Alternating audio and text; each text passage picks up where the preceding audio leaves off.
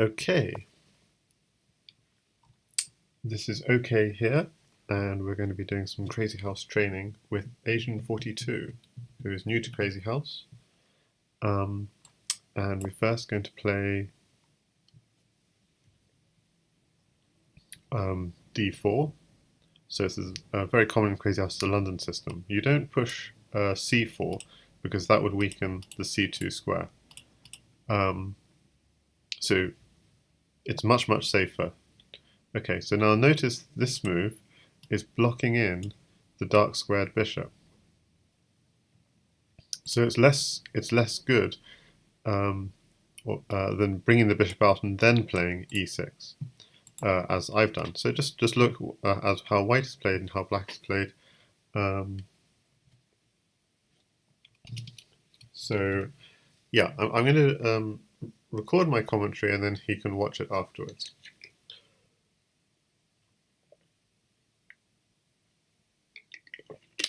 Okay, so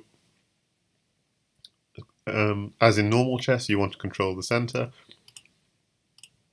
You want to develop your pieces. But in Crazyhouse, initiative is much more important. So, and also getting your king safe. So I need to start getting my king safe. So since he's thinking of going knight in here, I think I'll move my bishop. So that starts helping towards castling and just keeps an eye on this square. He could still go knight there at some point in the future, but he probably needs to develop. He does have bishop here, knight here ideas, and I would meet them with knight here and knight here. Okay, so he plays much more defensively, so I think I'll still play this one.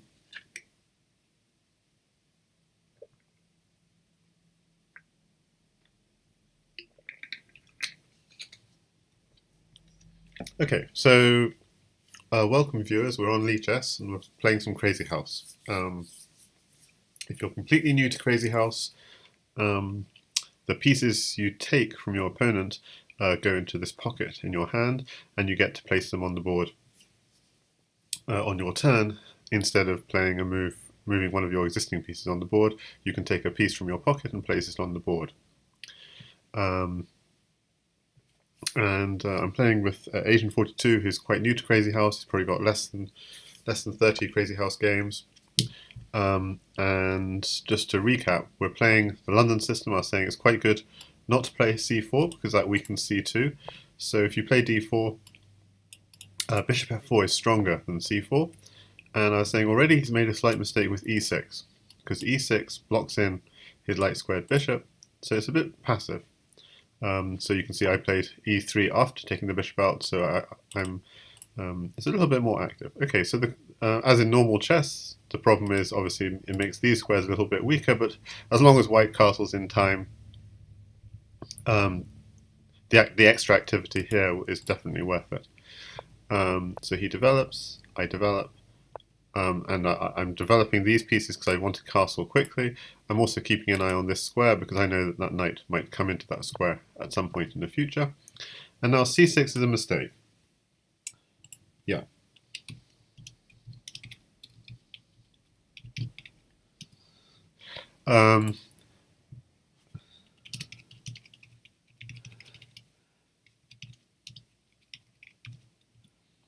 c6 is a mistake because it creates a massive hole on c7.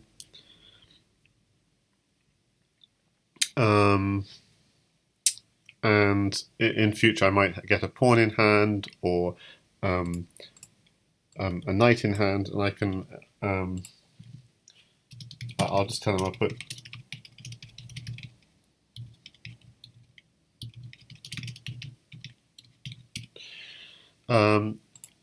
and it just gives too many opportunities for attack. Not only that, c6 also blocks up the natural development of the knight to c6,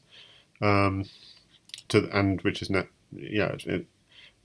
but the reason why c6 is bad or c5 is bad is it opens up this c7 square. So if ever I get a pawn, I can drop a pawn on c7. Now I don't need to be impatient. So initiative is good, but also you shouldn't be too impatient, because if you give away too much material, you might find you've got no material in hand, and your attack runs out. So, for example, if I did something like knight takes pawn immediately, well, that doesn't work because you can go knight takes knight, and then that covers c7. So I don't have to rush into this. I can be quite patient, because that weakness is not going away. He has no pieces in hand to fix it. And so actually it's often a good idea to try and think, if an opponent is threatening you or threatening a sacrifice, important to look, does he have any pieces in hand that actually make this sacrifice dangerous? Now, having said that, there was a move I just realised, last move I could have done, which was just bishop takes pawn here. And I think maybe that was a better move, and add a pawn here, because not only do I win the knight, but then I win the rook afterwards. I'm winning two pieces for my pawn and my bishop. And just to say something about piece values in Crazyhouse, knight, bishop, and rook are worth roughly the same, depending on the position. The queen is worth roughly 2 of those pieces, and pieces are worth approximately 2 pawns. And the reason why pawns are more valuable than in normal chess is, of course, because if you have a pawn in hand, you can drop it on the 7th rank, and it's suddenly very valuable. It's more likely your opponent has to sacrifice a piece for your pawn. And the reason why the queen is less valuable, and this is quite an important point, is if you get your queen out too early, your opponent can attack that queen with his pieces and chase it all over the board. So if your opponent has lots of pieces in hand, he could just lay those pieces one at a time on the board, chasing your queen all over the board. And so if that does ever happen to you, that you're finding your queen chased all over the board, you should try, really just don't, you should even sacrifice your queen on some piece to stop that from happening. I mean, in some way that improves your position. Say there's some key defender, or there's something which destroys his position in some way. Well, he's left open this this tactic still of putting a pawn on c7, and I could have done this last move, but now it's even stronger, because if he takes now, I go here, I'm not just winning knight and rook, I'm winning the queen. Okay, I said knight and rook is worth about the same as the queen, but not only am I winning the queen, I'm winning the queen with check. So it has great initiative as well. So yeah, this is a dire threat. And in the meantime, always have to keep a watch out for your king. Are there any checks on your opponent? Always watch out, like at e2, at d2, just these sort of annoying moves. But there really is nothing. So I'm winning the queen with check if he does nothing, and if he takes, it takes. Okay, so it's not the end of the world. So you might say, oh, you've lost your queen. But in Crazyhouse, one should never resign. One can be about to get mated, but because the pieces you take come into your hand, a game can turn on its head very suddenly. And so even in this position, if he takes there and I take back, black is still far from... Okay, black's position is dire, but it's still... And he has nothing at the moment on my position. But it's still far from lost, because all I have is a queen. I don't have any entry into his position. I don't have any other pieces to make progress into his position. I don't have any pawns or bishops. If I had pawns or bishops, I could work my way into his position. Queen doesn't even have a check on the back rank picking up the rook, because the knight covers this. So queen takes pawn, bishop takes queen. Yep, I'm practically a queen up, but the game is far from over, so one shouldn't. And then something worth bearing in mind in Crazyhouse is, even more than in normal chess, colour complexes are really important. And this is another reason why this was so bad, is it's not just a one-off weakness of winning some material, it's a continuing weakness along these dark squares. So even at some point in the future, my aim is going to be to pick up material, maybe if I can get that knight. And this is another, if I can ever get that knight, another quite nice theme in Crazyhouse is like in Bughouse. You don't have the pieces, but in Bughouse you ask your partner, "Can you get me a knight or something?" In Crazyhouse you have to do the work yourself. So let me say here, if I had a knight, why would that be such a nice thing? Because if I could go knight here, check, king here, queen here, would be checkmate.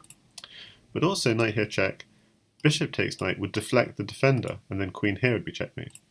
So I'm in a position here where I have only a queen in hand, and I really need more pieces, and I'd love to have a knight. So if I played a move like knight here and try and force a knight, would that be a good move? Maybe I don't really want this knight, because then bishop takes would actually cover the back rank, so it wouldn't be so strong. So I'm going to go for knight here. And my aim, of course, is just to pick up this knight, because I've noticed that knight here is checkmating. So for anyone watching, yeah, if you want to challenge, this is actually a special training session I'm doing with asian42, who's just starting Crazyhouse, because we'll be playing in something called the Lichess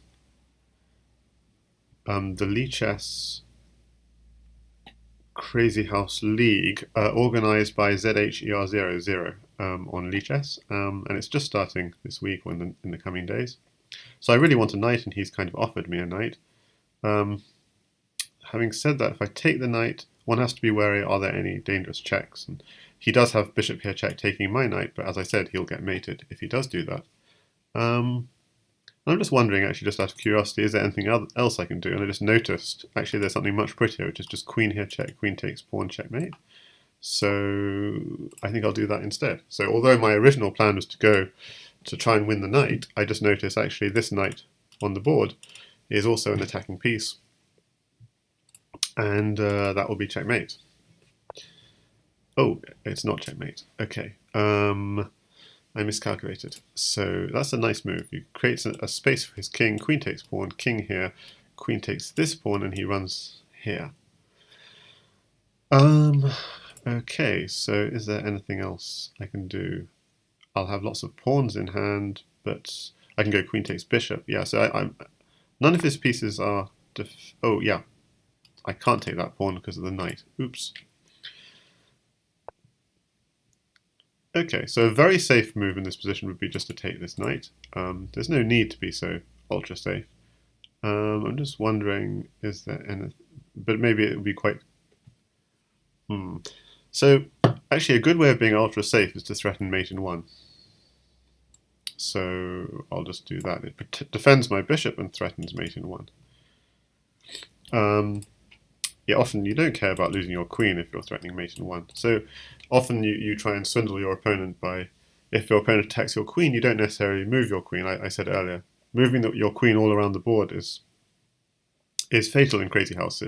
In fact, if you notice the best players, they move their queen the least. So their queen gets attacked, they will maybe threaten a checkmate or something. Or they'll even sacrifice the queen to stop that happening.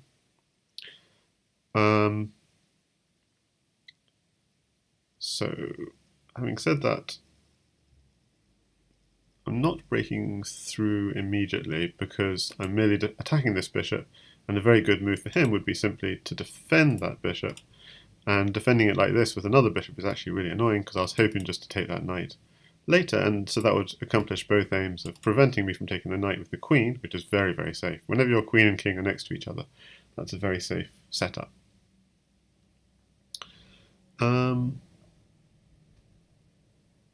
Yeah, in the meantime, so yeah, I guess always threaten mate is a good strategy. So if he does go bishop there, I'll probably go knight takes rook, because that threatens rook here, checkmate. So if you're threatening mate and he hasn't got a forced mate on you, then that's always going to be a good move. So it's a way of keeping initiative.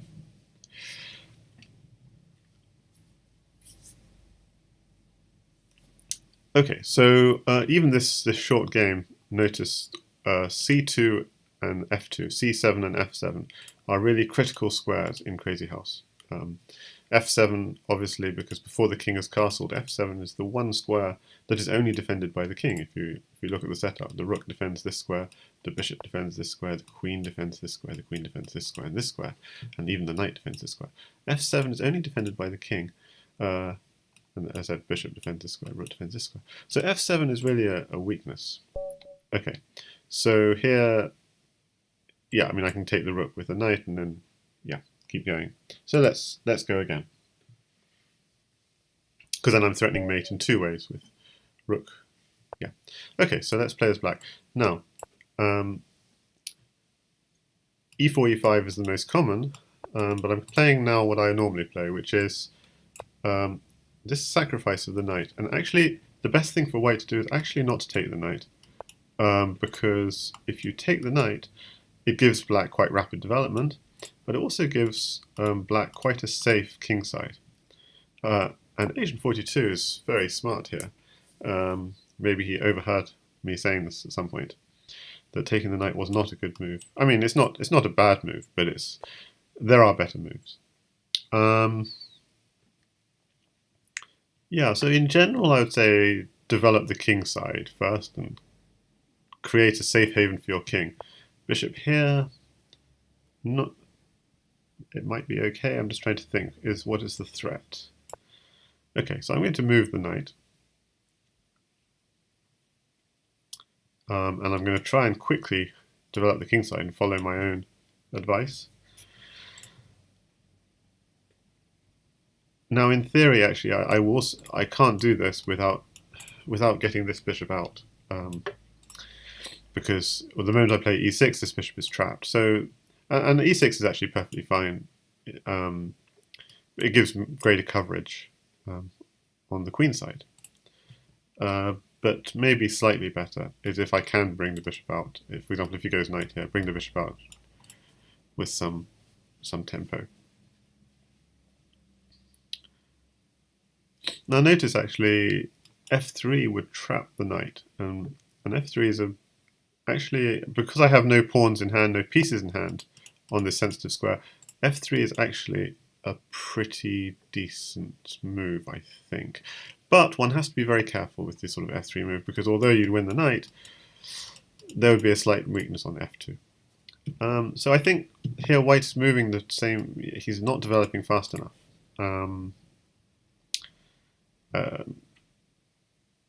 This square, okay, is fine, it's protected, but okay, I'm just going to go here. I'm not going to. I'm going for quick development, I think. Although the shame is, if now he actually c3, we saw in the last game how dangerous it was if my bishop was out here. Now if I go something like bishop here check, actually c3 is probably okay, because I just don't have, although there are great light square weaknesses, I don't have the pieces to exploit them.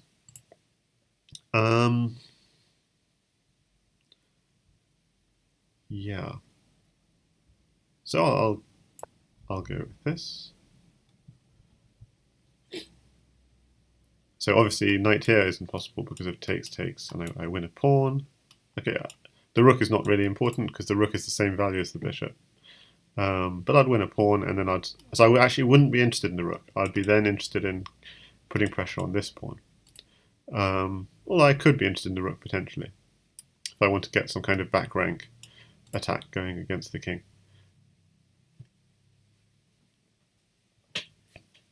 So as in regular, so I said you want to get the king safe, you want to get the king castled, etc. Now having said that, in Crazyhouse there are attacks against the castled king. So once the king is castled, there are very set ideas. Okay, I'm going to have to just bring the bishop back, and I'm going to try and claim that he's created some kind of weakness here, which I'm going to try and exploit later. Okay, so this I could always take, but I'm not going to. Because if I did take, he could delay castling and open up this rook file on my king. So far he's playing very nicely, actually. Oh, I didn't like this maneuver, but he's defending the c2 weakness and he's putting pressure here. I was going to say there are some attacks on the castle king, so we'll probably see that come about at some point. So hi there, Antic. This looks great for white. Yeah, white's doing. Yeah, now I see that move is. Yeah, white's doing okay. We're still in a chess game in a way, but okay. So I'm going to go f5. Maybe it might seem sort of dangerous, but if I did anything like knight takes bishop, you have an intermezzo move of bishop takes h7 check.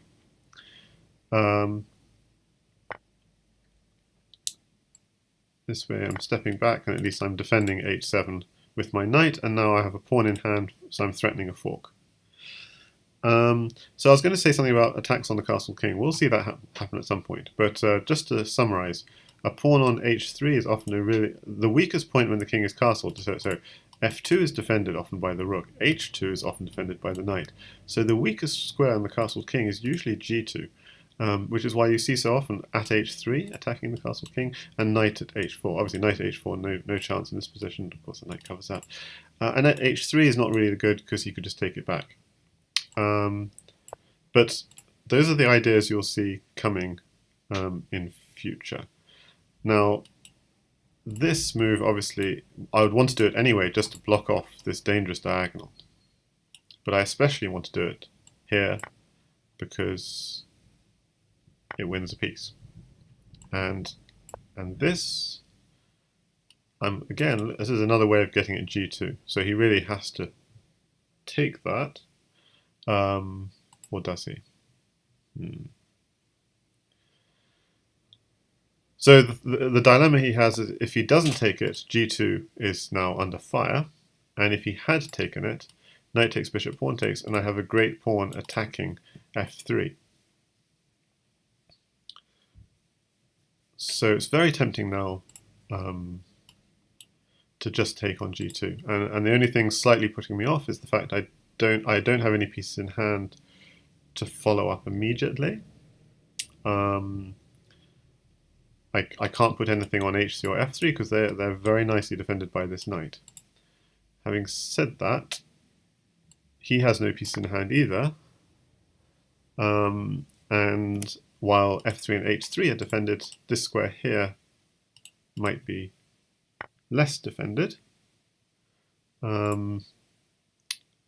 So maybe I can go for knight here, and my aim is if he takes the knight, put a pawn on f3, forking the king and the queen, something like this. So great, and probably the best move for him is actually like to give up. Let me think.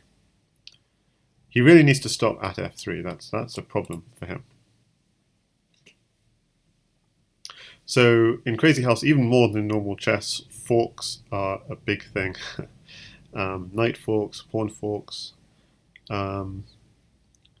So how to stop f3? Okay, so often in this kind of situation, actually the best thing to do is to push f3 because then that pawn is really super well defended and there's nothing happening. It's slightly annoying, it's slightly frustrating to play such a move because it is just hanging the knight. But I think it's better to hang the knight than to lose the queen. Okay, now there's another very nice move he has, which is f4. And I think that might work, because that both defends the knight and it covers f3. Now, there may be some reason why it's not a good move, but I think f4 looks very nice. Now, the only problem why it might not be a good move is it does allow me to trade a lot of stuff. So knight takes knight, pawn takes knight.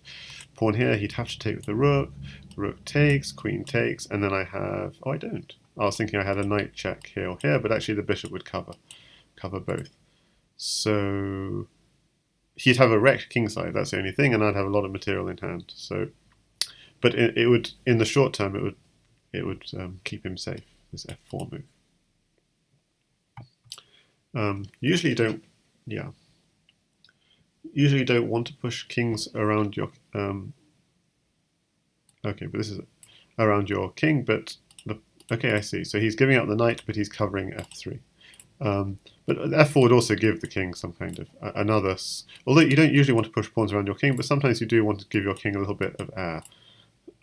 So this king is a little bit it's a little bit stuck to the light square, so any light square attack, for example, pawns on light squares is going to restrict. Now the problem with this move is I can take this knight, and then I can take this knight, and I'm just winning far too much material.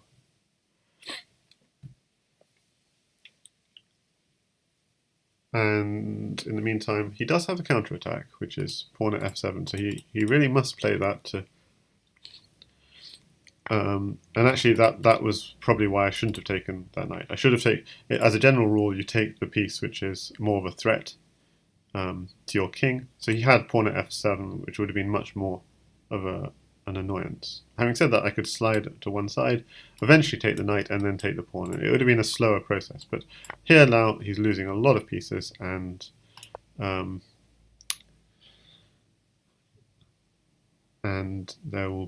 this will not bode well.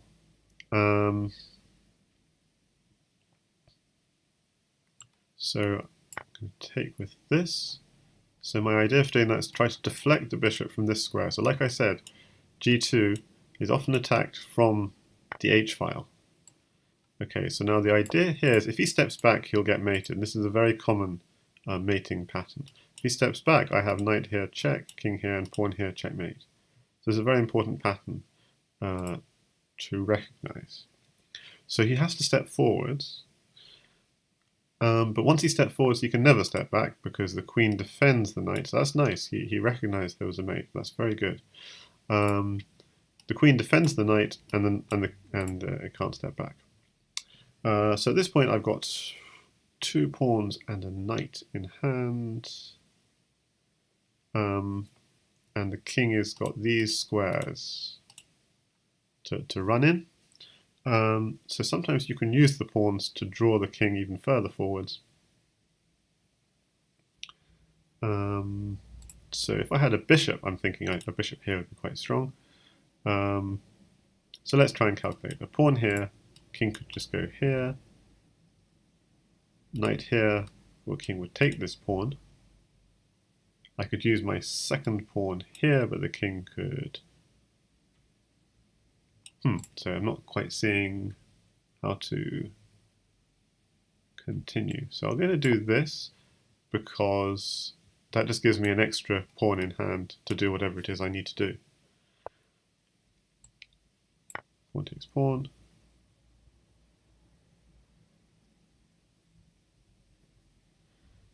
And yeah, a very easy way of continuing would just be then to go rook takes bishop and win the queen and make sure that, yes, my own king is safe. But maybe a cleaner way would be to try and go pawn here, king takes pawn, and then use these pawns to mate. So I'm going to do that. Pawn here. So the point is if he steps back to here, there's a pawn, and the king here, knight here is checkmate. But if he takes, I've got this, and that's defended by the knight.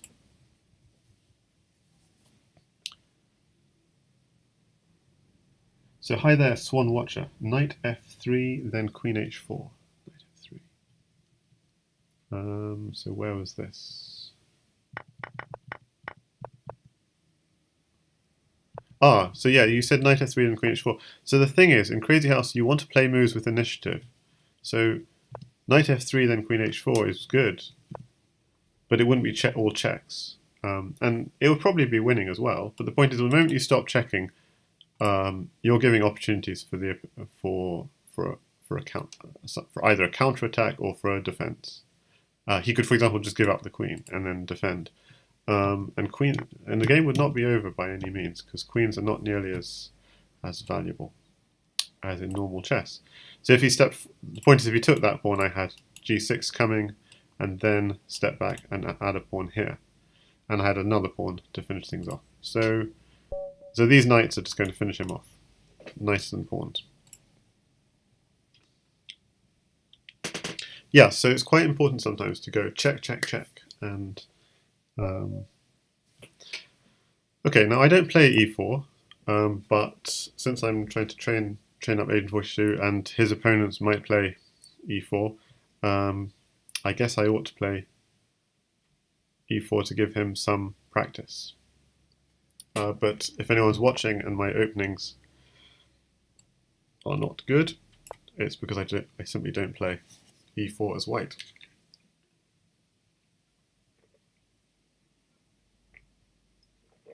When I first started Crazyhouse, I did play e6, but I stopped because of problems on the dark.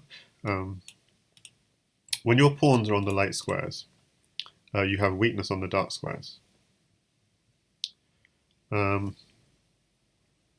And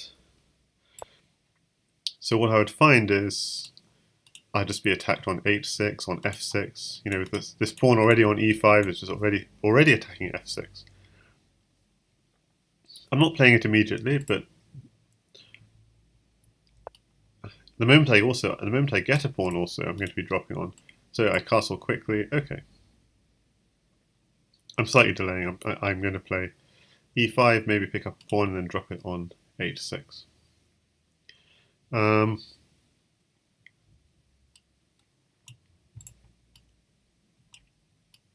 And these bishops are all pointing already towards the black king, so it is rather dangerous looking. Now, having said that, after pawn here, he does have stuff like knight here, guarding h6. But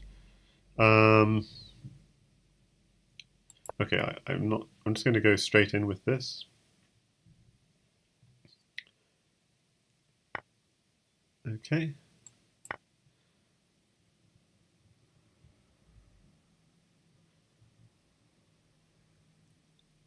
So now that you have to always watch out for the d file getting opened, because it means there could be a sudden exchange of queens, which is fine unless it's not fine.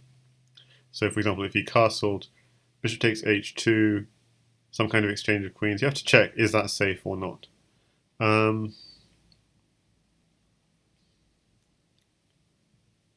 Okay.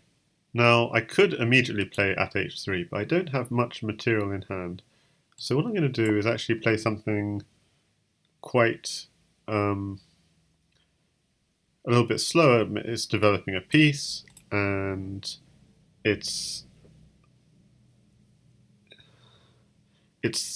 so when I play at h3, I will have extra pieces in hand for my attack.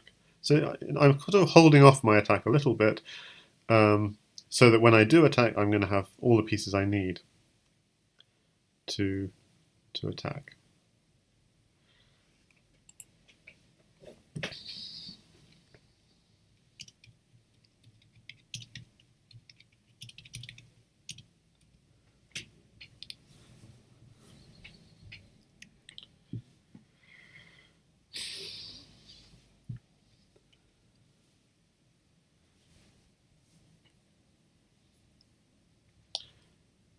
So, okay, so I've kind of said what my plans are. Now, what should black do here? It is quite difficult because, like rook g8 defending here, there's bishop here. I think so. Normally, okay, so normally I was telling your last pawn you want to save for attack normally, but I think the situation here is quite critical, and maybe it's worthwhile putting in some defense. Just maybe. But maybe not. I'm uncertain. Okay, so he doesn't want to give me a knight. That's quite smart, isn't it? So I'll go for a queen instead, as well as a knight. And now let me see.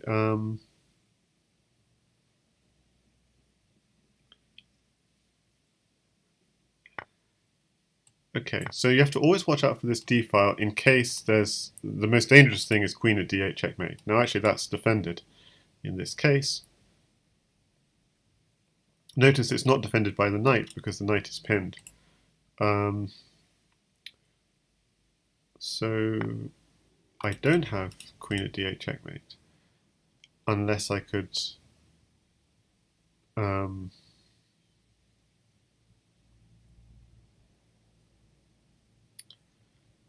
okay, so what do I do in this position? So notice he's attacking my rook, but I pay almost no attention to that. My focus is almost entirely on the opponent king and how I can get in. So although one should respect material, it's like this rook is not, and if he does get a rook, rook would actually be a very good defender for him. But already I'm thinking, is there something critical? Like if there were nothing critical, then I'd be worried about the rook. But already I'm thinking, is there some critical kind of attack?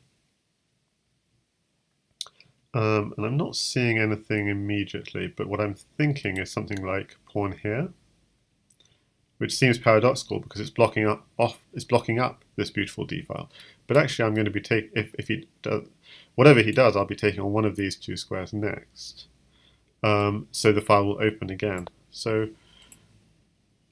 it's using the idea of attacking on the dark squares. It's recognizing that this bishop is actually the critical piece which is stopping checkmate, and so it's going for that piece. Now I've used up my pawn, so actually he could just castle, get out of all the problems down the d file. But then the problem with castling, I guess, is that bishop takes knight and pawn takes bishop, and I have some back rank threats. Okay, so actually this way the d file is shutting up. I was mistaken in saying it's not. And what I really want to do actually is rook takes, but I've got to be careful on my back rank. I am actually all covered on my back rank, so it's not a problem. So I was wanting rook takes, but it doesn't really do anything because then he just takes the rook. So okay, I have to just keep on going.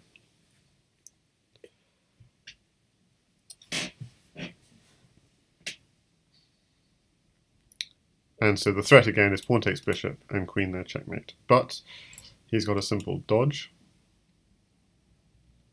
I also have to be careful. Yeah, bishop takes pawn, rook takes.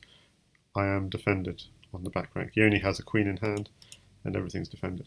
You really should not leave your back rank exposed in the way I've done here. But fortunately, it is all defended.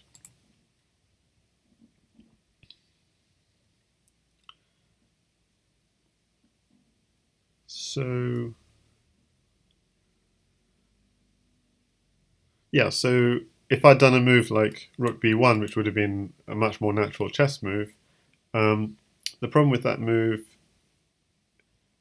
is I lose initiative, and it's sudden, and he could make another threat. So it's really important in Crazyhouse. Almost every move you make is trying to make some kind of threat, and trying to make sure your threat, trying to make some kind of threat, or if your opponent's threats are bigger than yours, then trying to defend so that you get to defend, so that you get this window of opportunity when you can strike back.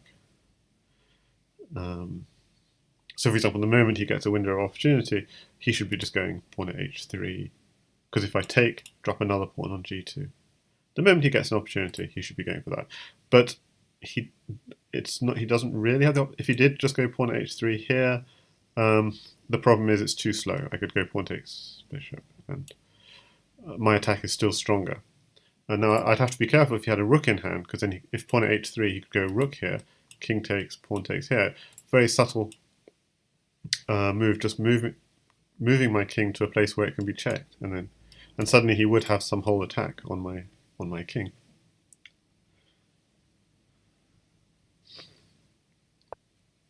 Okay, so he tries to dodge all the problems, and I'm going to pick up the knight. And the reason I'm picking up the knight is, okay, you don't want to take back. That would just be suicide, because then I take the bishop and I have a pawn on the 7th rank.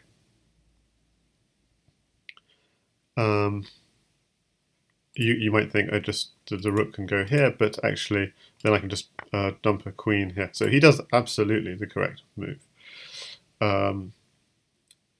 which is getting rid of that dangerous pawn. And the reason I didn't take the bishop is because if I take the bishop, the knight goes away, and a knight is actually a really useful attacking piece for me in this position. So here I'm considering, should I take the bishop? Yeah, usually you should just take back material if there's no threat, or do I go? Yeah, and I think I'd take the bishop. And now his king is a little, because that bishop was even a little bit. Now his king is a little bit exposed, and also he doesn't really have any pieces to attack me with. He has queen, bishop, pawn, but there are no checks on my king. Now, what I'm going to show now is a very important pattern for attacking a castle's king. We've already seen at h6. So at h6 we'll attack the dark squares, because we saw the rook defends this pawn, the knight often defends this pawn. It's just harder to attack this pawn, because to attack this pawn, the f7 attacks g6. So h6 attacking g7 is a really classic pattern.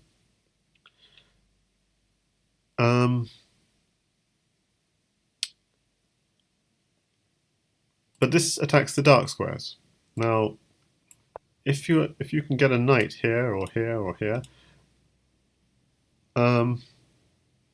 that's how you attack the light squares.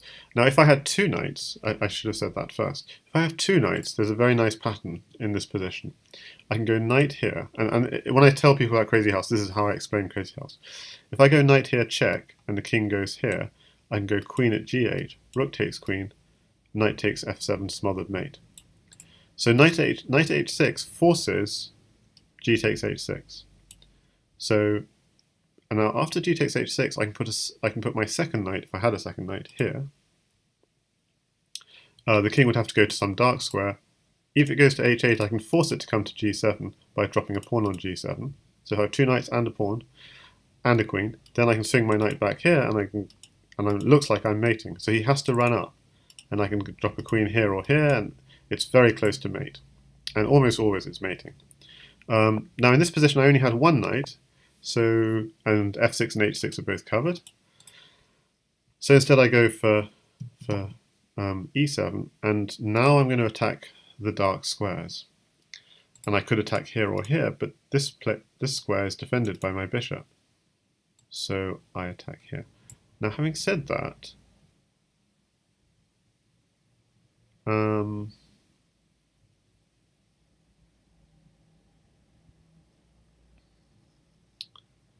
I do that, like what I'm doing is not very.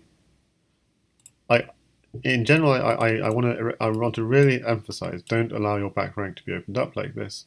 I am okay because the knights are kind of doing a good job defending. Now he does have a very nice defense, which is simply to drop a bishop defending g7. The only problem with that is I can exchange that bishop for a pawn.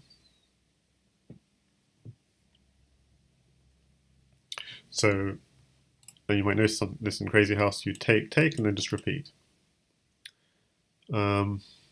And he has another bishop. Well, he doesn't have another bishop. He could put a queen on, but then I could do the same thing again. Takes, and put another. So I'm at this point, I have a kind of chokehold, and I'm basically exchanging his stronger pieces for my weaker pieces. So this is a very difficult position to defend, actually. And the problem is, whenever I do take here and he takes back, suppose he did dominate rook here, then I have stuff like bishop here, pinning the rook. But something to watch out for is if he had a knight in hand, because then with the rook here, even though it was pinned, he might have ideas of knight to h3 and this smothered mate thing, because I wouldn't be allowed to take, so I'd have to go here or here, and then maybe his queen could come in.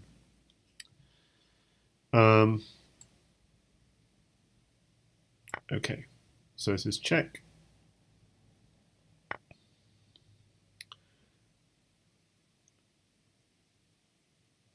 Okay, now if you had more pieces in hand, you have to always watch out for queen takes g2.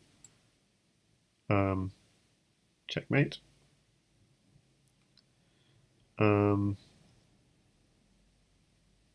But he doesn't. So what should I do? I'll go with the bishop.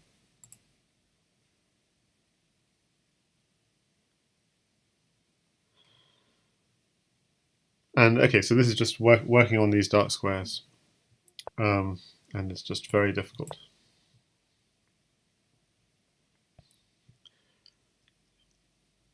So actually, in that kind of situation, even better is just to give up the queen, defend the queen with the bishop. But the problem is, it's just what's happening to you is all your stronger pieces are being replaced by weaker pieces. So it's a problem. And here I could just do something quite pretty, which is I'm going to just give away the first. I've got two queens in hand. Just give away the first queen, and get a kind of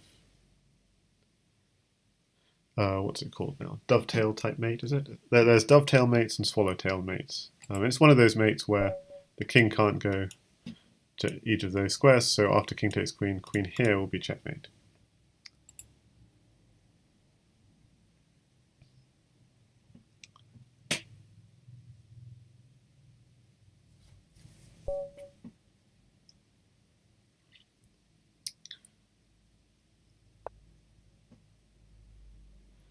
Okay, so I'll go with e5 just because if he plays e4, his opponents will probably play e5, and we'll probably make this um, the last game of the series. Now, bishop takes f7 is always something to be slightly worried about. And since I don't play e4, e5, I'm not quite sure which is better, knight here or bishop here. So let's have a think. If I move the bishop first, takes, knight here, check, I can always drop back. So I'm going to go with the bishop first.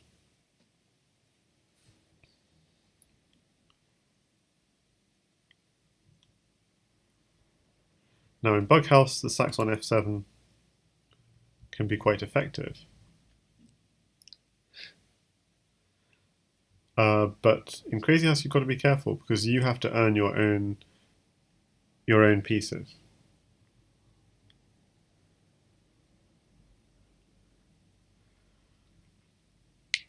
So, and here I'm not threatening anything at all because I don't even have a knight to follow up. So just to say, in theory, yeah, bishop c5 is good, bishop e7 is also often played.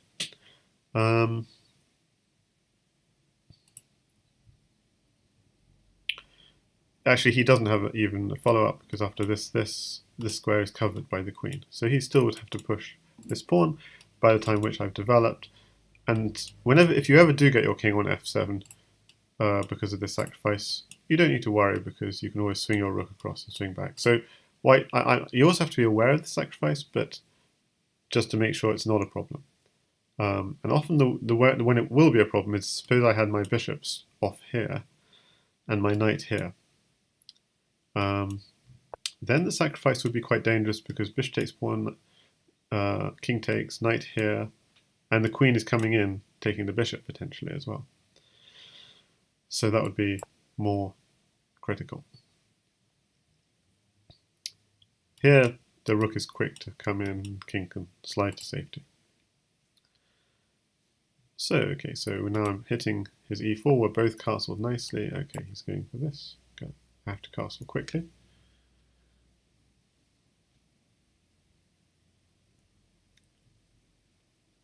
And as we saw in previous games, the castled king is often attacked by a pawn on h3 and by a knight on h4. But for now it's chess. Neither of us has the pieces to attack with. But this is just something to be aware of. Pawns and knights are going to be great attacking pieces. But for the moment, it's just development. It's either d6 or d5 next. If d5 takes. So more exchanges happen after d5. So one has to think, do those exchanges benefit me or do they benefit the opponent? Meaning, who's the one attacking? So if you were to play a move like knight c3, which I think would be, yeah, that would be okay. That would be fine. That would stop d5. If you were to play a move like knight a3, then I think white would be worse developed than black, and black would favour more exchanges because black would be the one attacking first. On the other hand, if he plays a move like d3, again, I'm not sure. This knight might be a little bit ill-positioned because it's blocking off this bishop. Okay, c3 is too slow, I feel. So he's giving me an opportunity to attack first. I mean, d4 is a nice move coming, but you can't play slow moves in Crazyhouse. You have to play the most quick developing moves, and c3 requires c3, pawn here, bishop out, knight d2. It's a little bit slow. If necessary, I'd be happy to give up this bishop just to develop quickly. So it's not clear, but it's just a little bit slow. So I'm doing this move, and the purpose is to get a pawn, which I want for this square here. But of course, the knight does defend there for now, but that's the idea.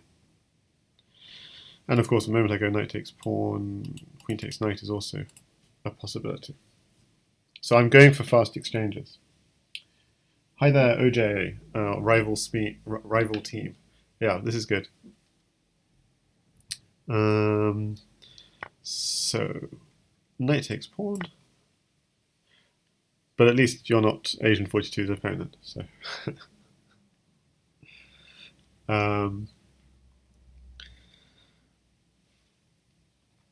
so OJ will be playing Colwem on our team when our teams do eventually face each other.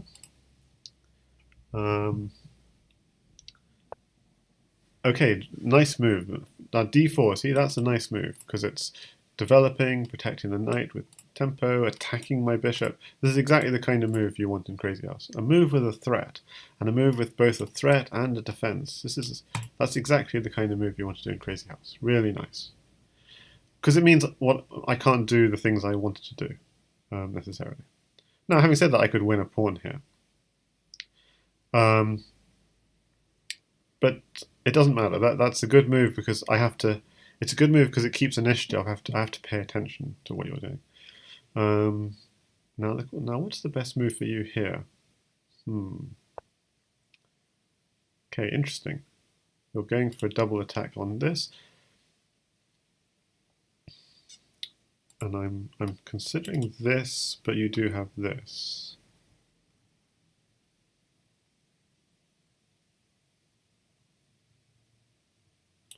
So one has to be really aware of tactics. So knight here is a fork.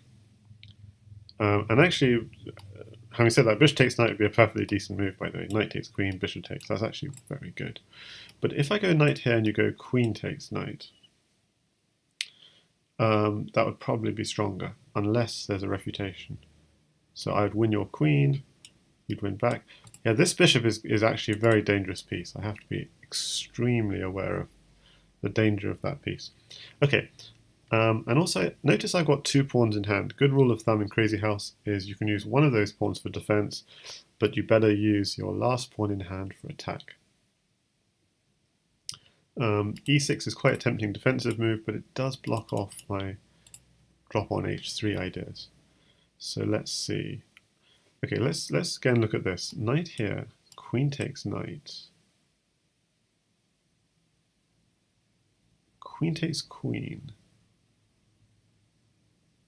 Bishop takes. So what I don't like about that is the bishop ends up on a really good square, both attacking my king and defending your king. And that's why I have to reject that move. In the meantime, my knight is being attacked. So I have to find a solution there. Something's, yeah, I'm not seeing a nice solution. So I'm going to just have to go. So although I really wanted to keep this diagonal open for h3, I'm going to have to go for a change of plan. I feel like defending this piece is more important. I can't see any cunning tactics for doing it. But taking here would be a mistake.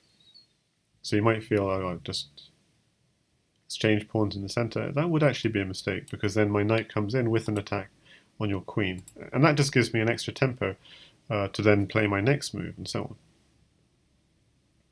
on. And because h3 is blocked off, I am actually eyeing up f3. So my next move is going to be either knight takes pawn or knight e5.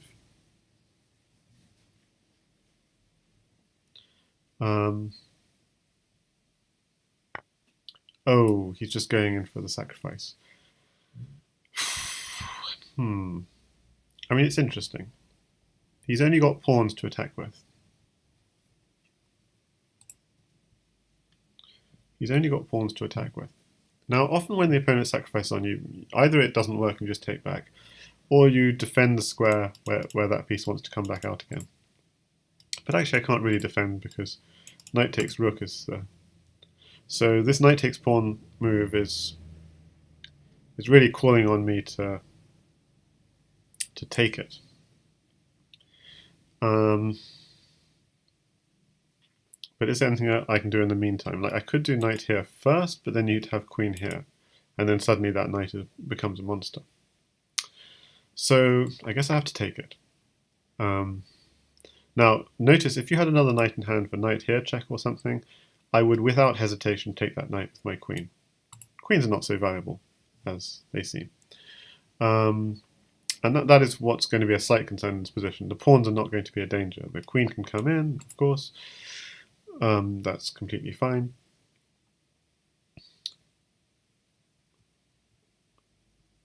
if I drop back here, he has pawn h7, which is a bit awkward. Bishop h7 would be even more dangerous. But I think I'm still okay because of pawn here.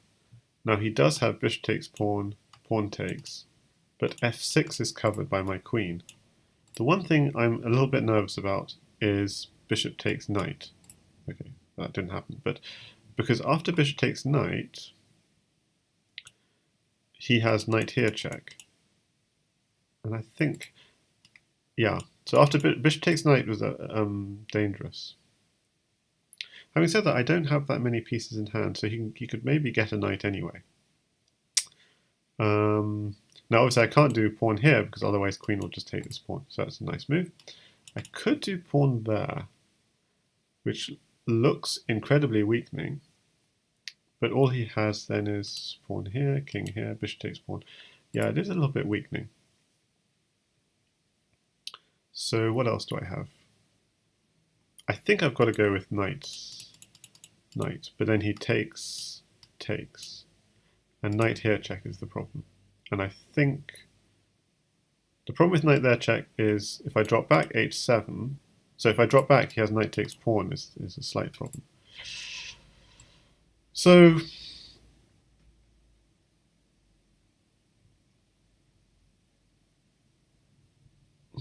what to do? Okay, so this is actually a nice attack he's got. So knight here, bishop takes knight, pawn takes, knight here.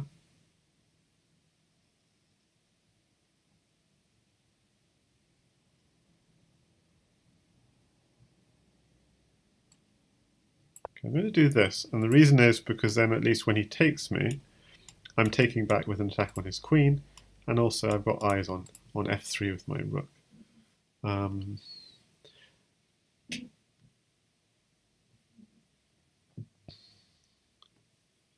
But having said that, taking a knight here is the move I'm slightly worried about, because if I go here, he has pawn here, king here, and maybe queen takes pawn. But so okay, I have to just take this. There's no question about it. I've got no problem giving up the queen. But now the question is, can I afford to take his queen? That's something I need to be quite careful about, because he would be able to draw me out on these light squares. But fortunately, I think I'm quite well defended on the light squares, because this pawn defends and the rook defends this square. But that's always a worry. You can be drawn out along the light squares, and if you drop back, your queen drops and it's mate. If you take it, you keep on getting drawn up, and then the pawns come back and mate you.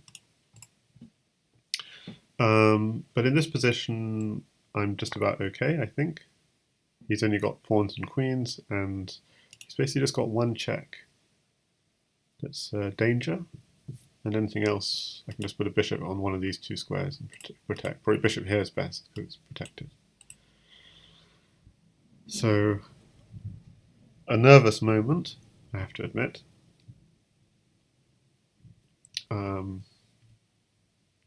What could white have done better? I think bishop takes knight. If I take back knight here, if I go here, pawn at h7, if I go drop back, knight takes pawn, rook takes, queen takes, and you've got a rook in hand to drop on the back rank maybe. I think that would have been slightly stronger. Notice, give up your queen if necessary. That's the lesson from that one. BK Bridge says maybe just run to h8 right away. So running to h8 right away I feel is very dangerous because bishop takes on h6. Takes back, queen takes, and queen here checkmate is the threat. So after bishop takes h6,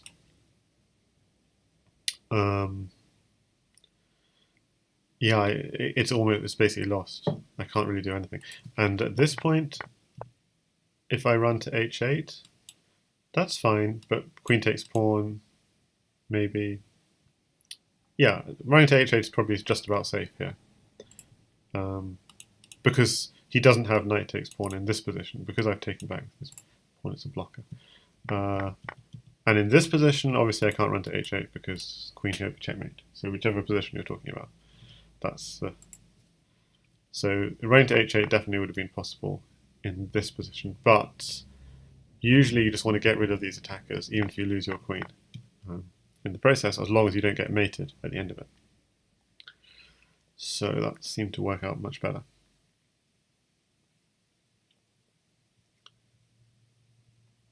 And now, of course, I've got my eyes on e2, f3, and h3 for my knights. I only got one knight. If I had two knights, I'd have eyes on these two squares, especially for my knights. So these knights are not really positioned well for attack just yet.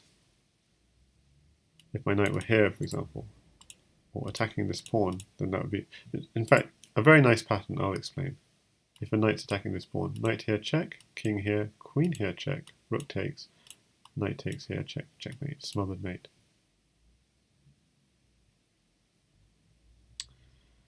So what can black do here? I think he has to recognize the attack is dead. And he's not going to. He's going to plow ahead. So now I have to think, can I just ignore?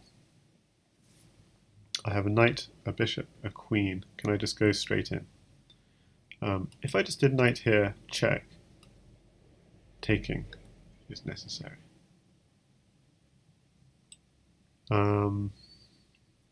Because otherwise I'd have the smothered mate.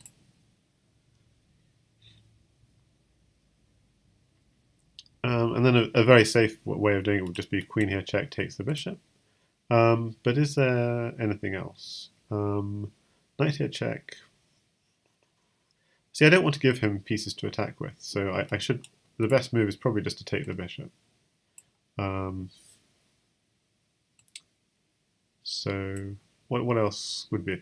Knight to e2 is also good, and just go straight on a light square attack. But in fact, that might be the most lethal approach. And now, having said that, I just realised it isn't, because let me see.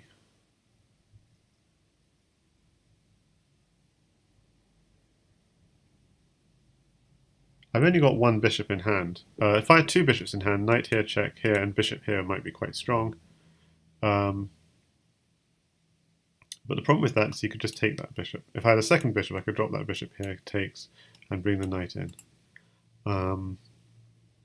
So taking just seems to be the wisest thing to do.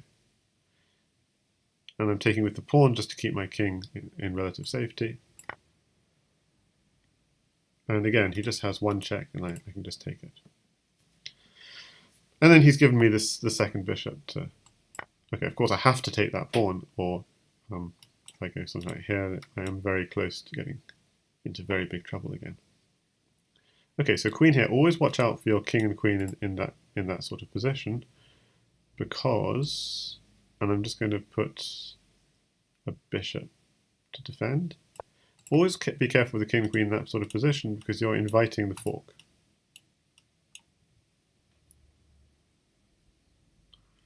So he's already having to defend against that fork. He can't go on some kind of attack with pawn here. He has to defend against this fork.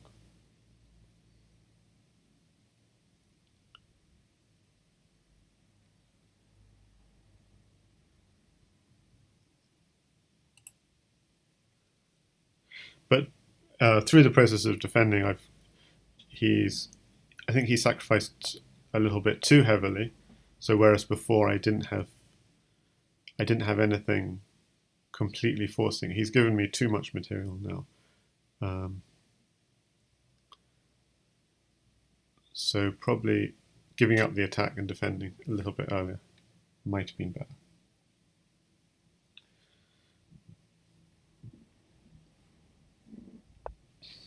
Okay, but this is now, he's going to lose the queen, and then he has no, he doesn't have pieces to follow up.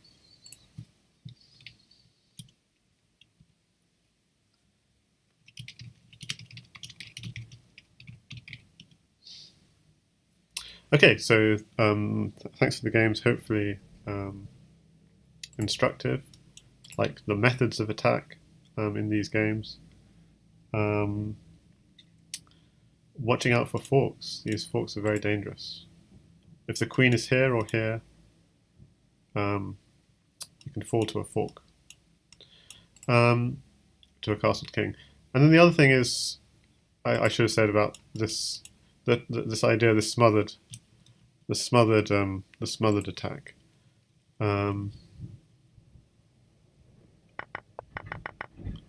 The smothered attack. So that will work if f2 is not defended and if g1 is not defended. Smothered attacks will be dangerous. Okay, what I'll actually do right now is I'm gonna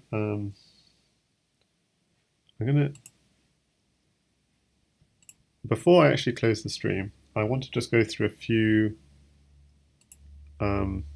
exercises. So the basic smother, because these are some of the things I was talking about in the game.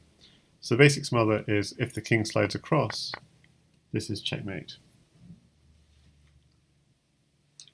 Okay, unfortunately he's gone offline. But this is especially dangerous when the bishop is pointing into the corner, because if the pawn were to take the knight, queen here is checkmate. Now, when does this basic smother work? This basic smother works whenever this square is unprotected and this square is unprotected.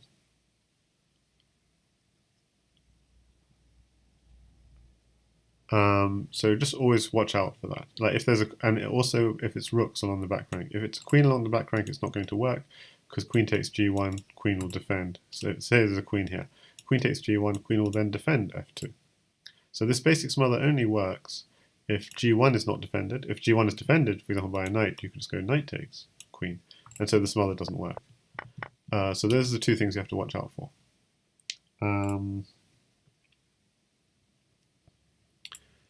Okay, so now this, now this is less obvious. Like, it's not quite the same setup, but the same trick works because if you take the knight, this square is then opened up for a queen.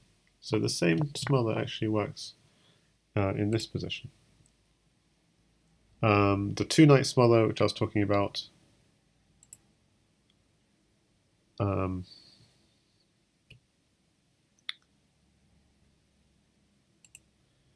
earlier in the commentary, is when I do this. Oh, okay. So when I do this, oh yeah, this is a sort of variation on the two knights smother, and then I do this, and that would be checkmate. Oh, this is not what I expected. Oh yeah, that's true. That's quite nice. I didn't see that. So the point is this knight covers off the light squares. Okay. So how do I checkmate in this position? So this he has to take. And then we can do the smother with the second. So if we had this is sort of situation where you feel if I had a third knight I can smother, but it's realizing, actually you can smother from e7 to g6 as well. So that's actually quite a tricky little idea. Not so obvious. Don't know why I have knight at g6 also there. Okay. And of course, you could go queen at g8 first. Maybe that's more intuitively obvious. I don't know. Whichever you prefer.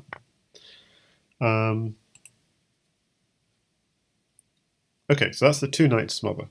The next exercise is this one I was talking about where you use. Okay, actually, this is not what I was talking about. This is a three knight smother. This is a very pretty one. If you have three knights, you can do this. And if he takes, queen here is checkmate, or rook there is checkmate. So he has to take the other way. But then you can use your third knight to get a smother like so. Then the one which I was talking about earlier, and this does come up really quite a lot, and there's so many times I've fallen for it myself, it looks like we're about to get mated. We're not doing very well in this position. Actually, here we are but if black had material, we would not be doing very well. But we do this. Knight here, check, and notice those two squares are not protected, so the smother works. So he has to take. But now we can use our second knight coming into f6, or drop it on f6 if that square is empty, and finally use a pawn. So two knights and a pawn are mating like so. In this case, it's just checkmate immediately. Sometimes you go queen here, king takes knight, and use some other pieces to finish it off.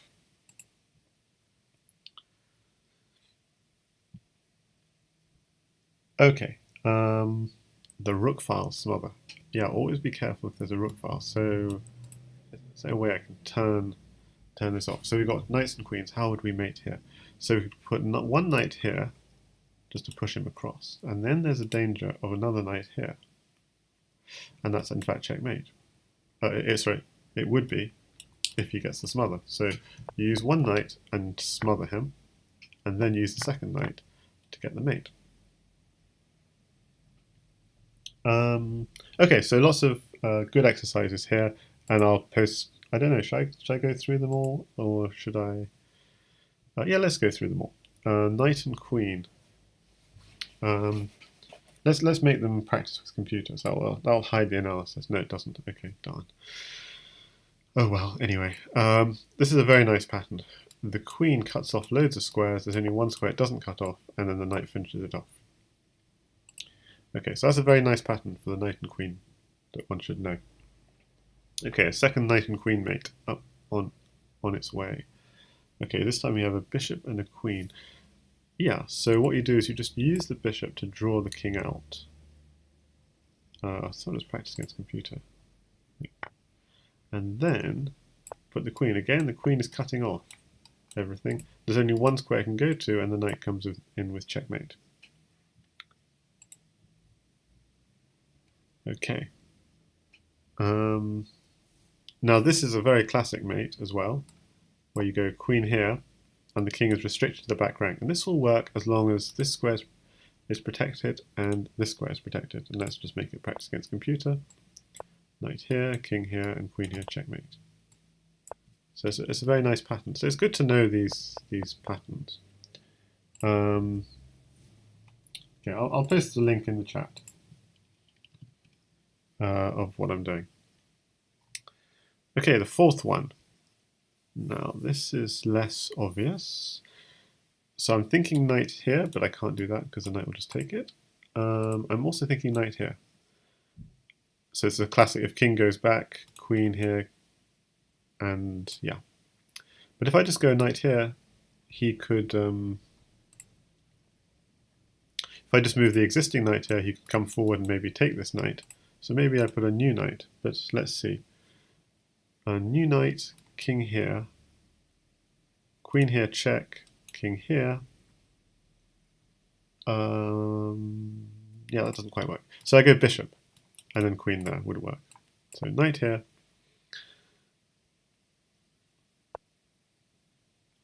So the point is that if the king goes back, we've got queen here, check, king here, queen there, check, block, knight there, check, king here.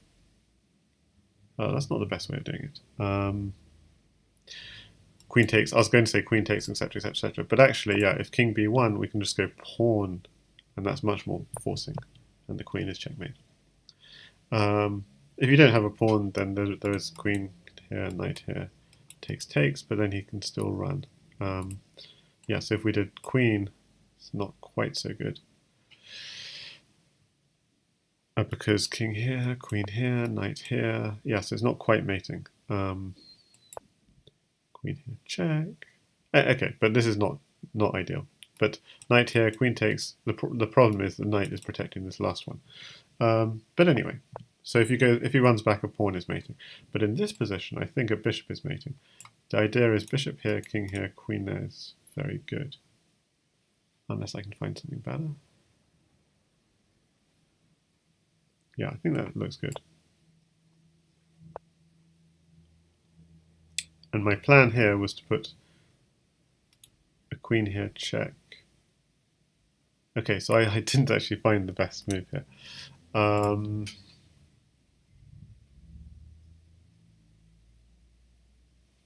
Okay, so the rook is cutting off this file.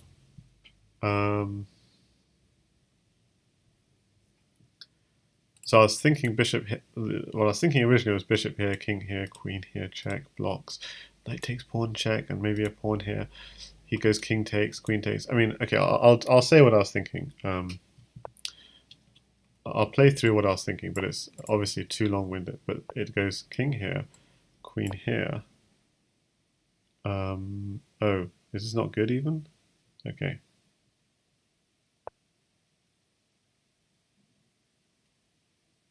Okay, so apparently that wasn't even good. Apparently the best was to go knight takes c2 check. So I'm threatening checkmate, so he has to take the bishop.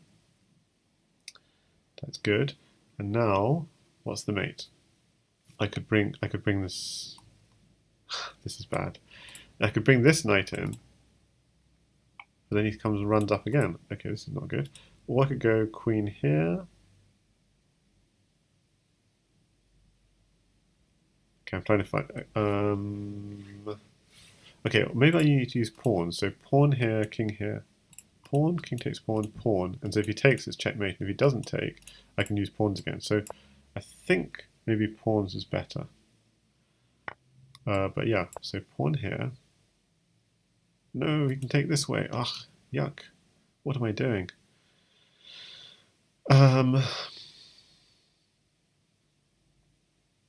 Wow, this is bad. With pawns and queens, how to mate in this position. This wasn't the original puzzle, but like, how to do this now? So I'm afraid of him going king takes knight and running to safety. So maybe something like knight here.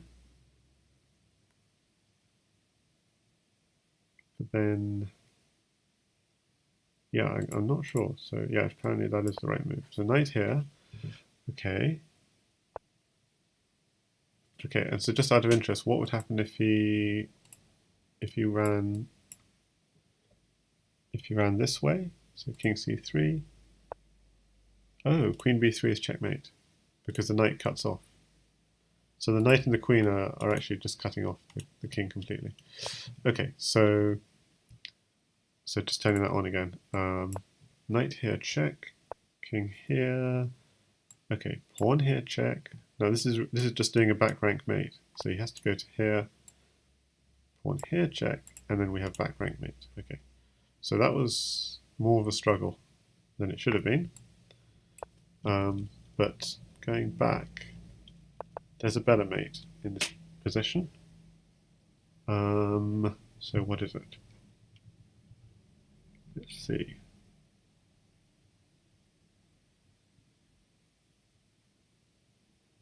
Okay, I think I know what it is. So the point is, this knight blocks off those two squares, and this knight blocks off those two squares. So he can never actually run out. So what we can do is we can draw the king forward along diagonals. We have enough pawns to just draw the king out and mate him, like so. So if he ever does this, we can go bishop here, keeping him trapped. If he took this pawn, by the way, I had pawn here and queen here at the very least, in fact, and that would mate. Because the point is he's completely sealed off along here. But when he runs back, queen here is going to be checkmate. And if he ran here, then knight here was going to be checkmate. Yeah, just about. Okay, so that was so some of these basic mates can be sometimes a little bit tricky, even. Okay, but that was the hard knight and queen one. Okay, rook and diagonal. Rook and diagonal. So this is just going to be simple back rank mate that we just saw. Queen and diagonal.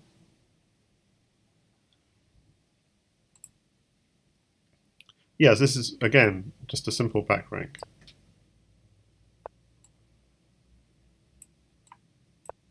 thing, a queen and a diagonal, you can just get in on the back rank. So you also have to watch out for this. If you're attacking your opponent, you have this wonderful attack going, make sure you haven't left your back rank open to something very simple, or something a little bit more complicated.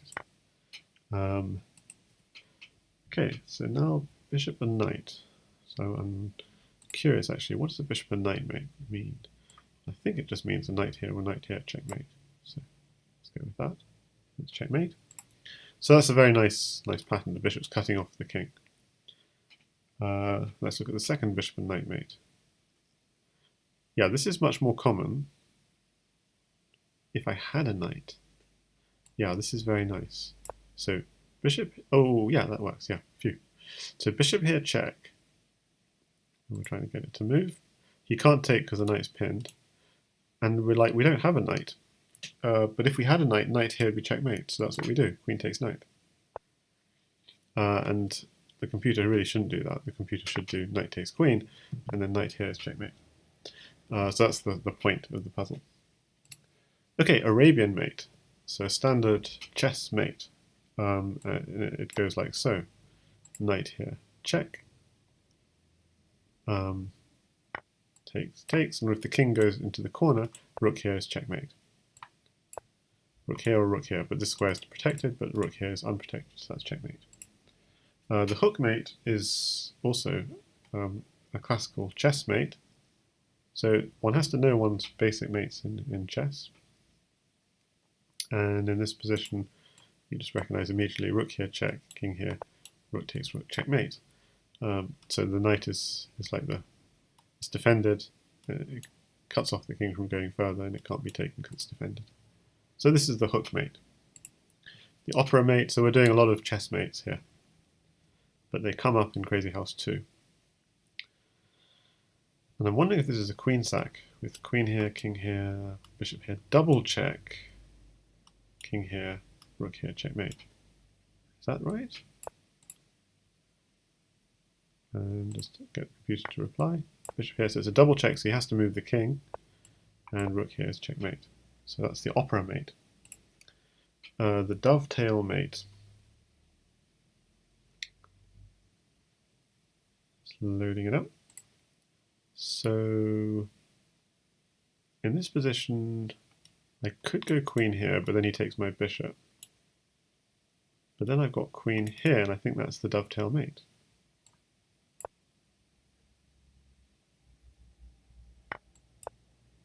So it's a dovetail mate because the two squares alongside the king are both occupied, so it can't run to either. And the queen just cuts off all the other squares. There's also a swallowtail mate, which is similar. Okay, the next one, and we're on the last few here. Opening the second rank, knight and queen. So what does that mean? I'm trying to work out. Opening the second rank, knight and queen. Okay, well, I'm not quite sure what that means, so we're going to find out anyway. The first move that comes to mind here is... Oh yeah, I know what it means. Actually, let's see. Okay, what I want to do is pawn here and to clear out the back rank. If I just go queen here straight away, he could block the bishop. And that doesn't seem to work. So maybe pawn here, but what I'm worried about is the king could run here.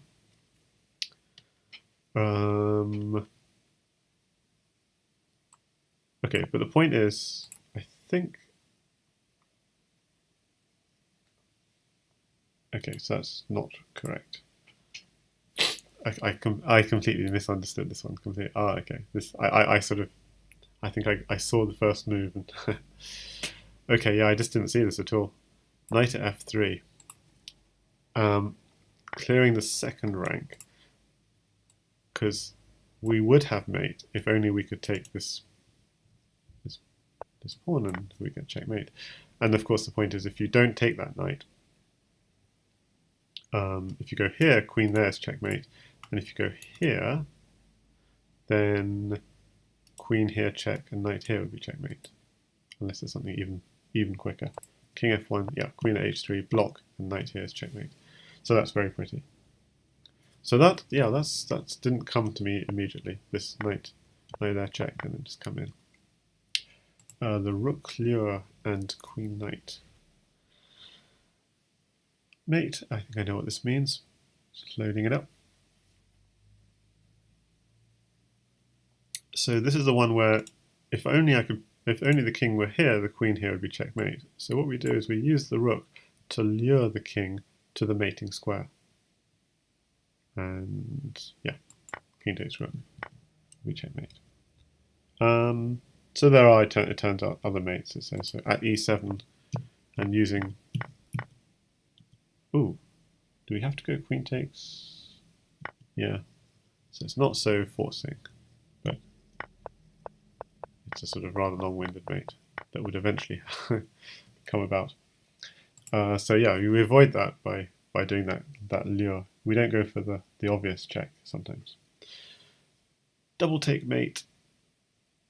So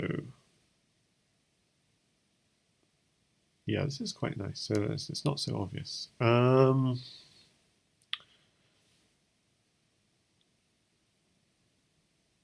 we could go bishop here.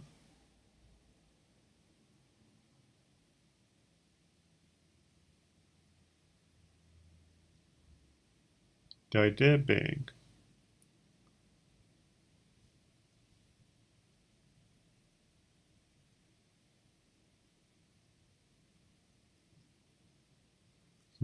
maybe not.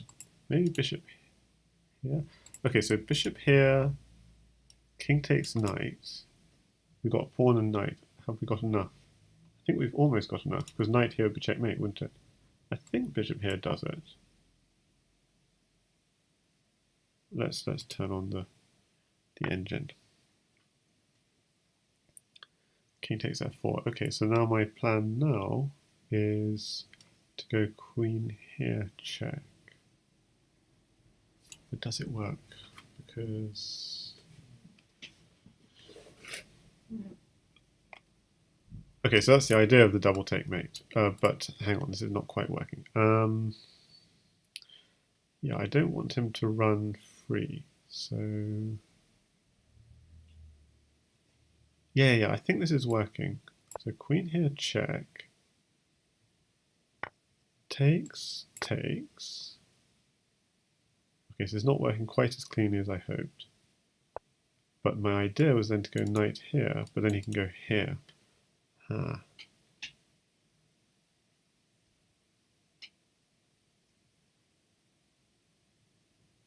So I could also go knight here to stop him. Okay, this is looking messy. It's apparently a mate in 7, so that wasn't the neatest, but it was knight at c2, king here. Yeah, so it's really not good. It's not a forcing mate as I hoped. So what did I miss? Knight at g6. King goes back. Pawn here. King takes knight. And then use this last knight to checkmate.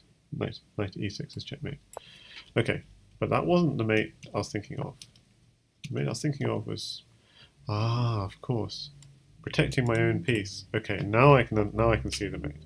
Now we can go queen here. Check. That's a great move. That's a great move. Bishop at f2. Really cuts off the king. And now we have the mate. Takes, checkmate. Yeah, that's a really beautiful pattern. The two diagonal pieces working together.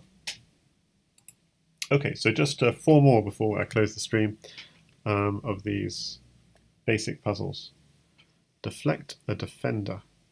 So this one, I'm pretty sure it's going to be here because we want to go queen here, checkmate. So unless...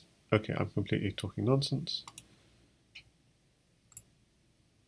Am I? Okay, so apparently that does work. But okay, let's actually just try it against the computer. I just played that instantly as, yes, that's deflecting a defender. But my idea is this. Is this correct? This, king takes, and I want to take down the rook with check. Rook. No, he's trying to run away, otherwise queen here is checkmate. Now rook here is a very nice move. Yeah, and rook here works. So it's using what I sometimes call the magnet mate to deflect the king. If the king tries to run, queen here is checkmate. Cuts off, and the knight is defended. So that wasn't the original plan. It was knight at g7 is also a nice mate. Queen there to follow. So what else does he do? He tries to avoid the mate. King takes. Queen at f6 to pick up another diagonal piece. Takes, and mate with pawn and knight. Okay, so in a way that's a more complicated mate, I feel, than the mate I found. So that's quite satisfying. I found a better mate in a way. Okay, puzzle 23 of 25. Knight, pawn, bishop, rook. Oh, I love this mate. Yeah, so the natural thing... So I think when I got this in the game, I played rook takes rook. Because I thought that's keeping the king penned in, it's kind of threatening a mate in 2 or something. And it probably is mating, but there was a really beautiful mate, which is bishop takes rook first. And you can't take the bishop because it's protected by the rook, so you might as well take the rook. So he takes the rook. And then we use another bishop on the light squares, and then we use a knight to cover up the dark squares.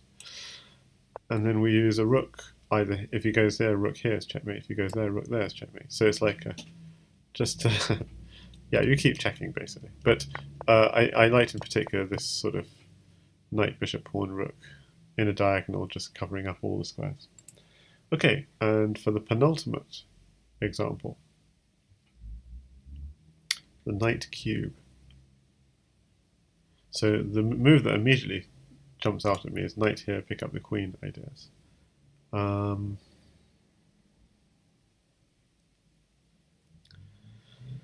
I have 2 knights in hand, so that doesn't seem like a bad idea to do this. Okay, and just to say, if he goes king here, knight here, immediately it's checkmate. So he has to take this knight.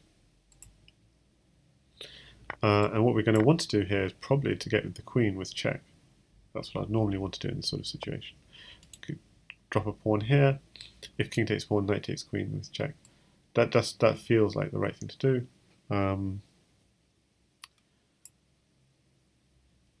But are we worried about it running away? So bishop at c6 check, blocks.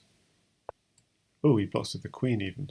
Okay, so normally we'd expect him to do something like this, and then because otherwise he's losing the queen with check and he's got problems anyway. So knight takes queen, and how are we going to finish it? Okay, we've got 3 pawns, a knight and a queen. How do we finish off the job? So normally I'd expect to just pull it out along diagonals. So is there a better way? Or could we just go straight away with knight at h6? And that feels like it's already mating, because it's keeping the knight, keeping the king penned up. And that will be checkmate. So in fact, king takes e6 and pawn here is also checkmate. So yeah, was there another way of doing things?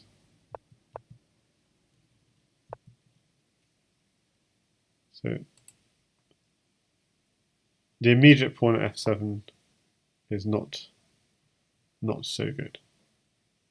King could run here. You take the queen, it's still winning, but it's not so forcing as blocking. And then, okay, so that's very pretty.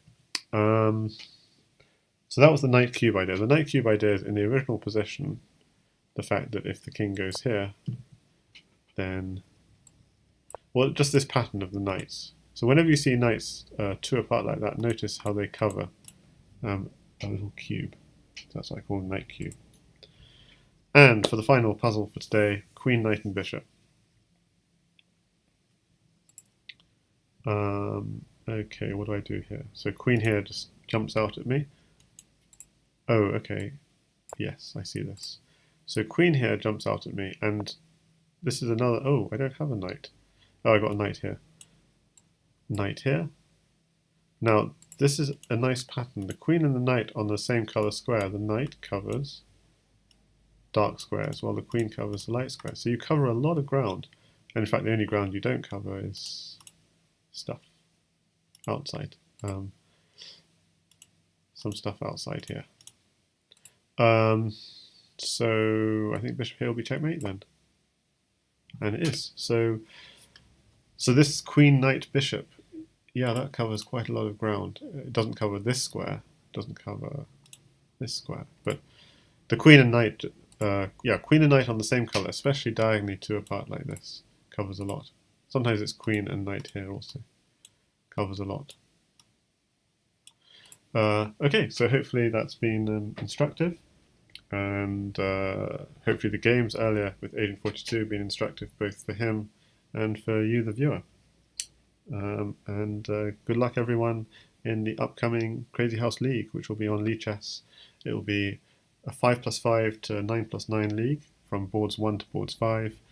It will only last 3 weeks for the first team league season. It's the 4th season of the Crazyhouse League, but in future seasons it will be hopefully more teams and over more weeks. So thanks everyone for watching, and if interested, drop a message to Zero, ZHER0, or to me even. Okay, thank you, and bye.